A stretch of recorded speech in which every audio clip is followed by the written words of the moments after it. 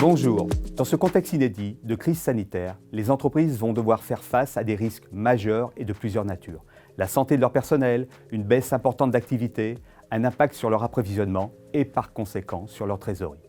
Il faudra donc faire preuve de beaucoup d'ingéniosité pour identifier et développer les leviers d'action indispensables à la reconstitution ou au maintien de votre trésorerie. Voici nos préconisations à destination des chefs d'entreprise pour tenter de se maintenir à flot en cette période délicate et complexe. La première étape sera de définir les enjeux de cette crise pour sa trésorerie. Dans la situation d'arrêt brutal de l'activité que nous avons connue le 15 mars, des mesures immédiates de sauvegarde de la trésorerie ont parfois été prises dans la précipitation. Cette crise s'installant dans la durée, une nouvelle étape, et non des moindres, va commencer pour les chefs d'entreprise qui devront anticiper des solutions rapidement. Les difficultés de trésorerie sont dues principalement à une crise de croissance non maîtrisée, un mauvais choix de financement de ces investissements, une mauvaise gestion du besoin en fonds de roulement, la baisse du chiffre d'affaires ou de la sous-activité et enfin la perte de marge et de rentabilité. Il y a de fortes chances que vous soyez confronté aux trois derniers cas. Dans cette éventualité, il faudra que vous préserviez votre trésorerie au maximum avec des mesures d'économie de charges, de décalage d'échéances et de paiement, mais également avec un recours à des prêts ponctuels de trésorerie. L'enjeu est primordial, car il s'agit bien entendu de survivre à cette crise, mais aussi d'avoir la trésorerie nécessaire à un redémarrage dès que la situation le permettra.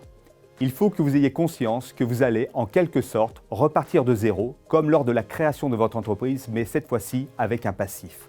Vous devez être en mesure de quantifier la dette que vous allez générer sur cette période et de voir comment vous allez pouvoir l'absorber à court ou moyen terme. La deuxième étape sera de définir et de calculer son besoin en fonds de roulement, appelé BFR. Connaître son BFR est nécessaire pour piloter et anticiper les difficultés de trésorerie d'une entreprise. Avant de commencer à vendre vos produits et à encaisser le règlement, il faut tout d'abord engager des dépenses comme des achats de matériel, de matières premières, de marchandises et payer son personnel. Le besoin en fonds de roulement va donc représenter la trésorerie nécessaire pour couvrir les dettes d'exploitation avant que les clients commencent à régler leurs factures.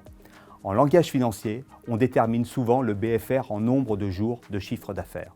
La troisième étape sera le rebond par le pilotage de la trésorerie. Le pilotage de la trésorerie, déjà primordial en temps habituel, va devenir crucial pendant et après cette période de crise. Tout d'abord, vous devez effectuer une projection de trésorerie à court terme. Cette projection, de 2 à 6 mois maximum, devra être très orientée vers l'apurement des engagements actuels, avec notamment des mesures de relance pour recouvrir les créances, mais aussi un ordre de priorité du règlement des dettes. Par exemple, celles qui n'ont pas été honorées pendant la période de crise. Ces projections de trésorerie doivent être actualisées aussi souvent que nécessaire en fonction de l'évolution de la pandémie, de l'arrêt ou de la reprise progressive de votre activité et des annonces gouvernementales.